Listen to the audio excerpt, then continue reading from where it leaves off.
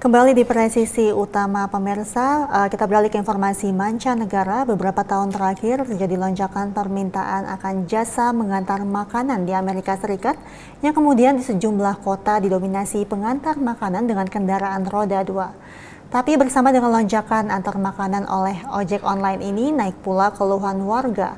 Berikut kita simak laporan Nova Porwadi dari VOA. Di New York, William Medina bekerja sebagai pengantar makanan. Permintaan untuk jasa pengantaran seperti yang ditawarkan oleh William meningkat sejak pandemi COVID dan tak juga mereda begitu darurat pandemi berakhir. Bahkan tuntutan bagi sopir ojek online justru meningkat. I start working doing this job with using a regular bicycle, but little by little I identify that the companies they pushing me to deliver a coffee, a pizza, or a burger for 3, 4, 5, or 6 miles away. So I have to transition in an electric bike for 2 years, and after that, I noticed that I have to change my electric bike and buy a moped.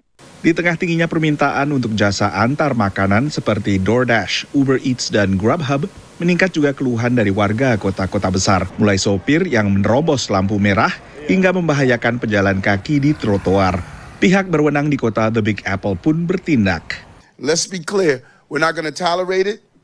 And riders who think the rules don't apply to them, they're going to see an aggressive enforcement policy that's in place. Pada awal Juni, pemerintahan kota New York menghancurkan ratusan motor dan skuter ilegal.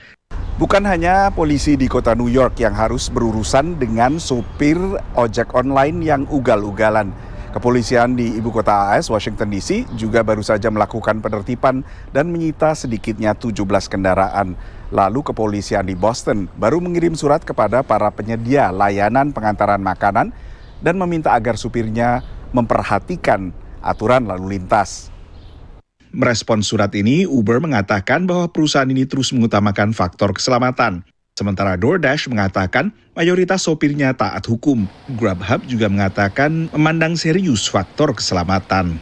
The reason that scooter drivers and moped drivers have come to the attention of the police in Boston is because their volume has increased consequent to the increase in demand for eating a meal anytime, anywhere from your favorite restaurant delivered to you in a short amount of time. We're at a moment which clearly calls for greater regulation and some creative thinking around how you can make a company that employs people at a distance using a specific kind of digital technology inculcate specific safety standards in those individuals.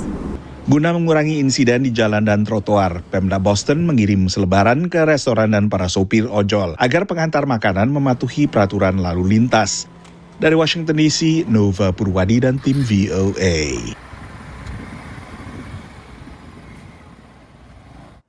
Pemirsa, kami akan segera kembali usai jeda berikut ini.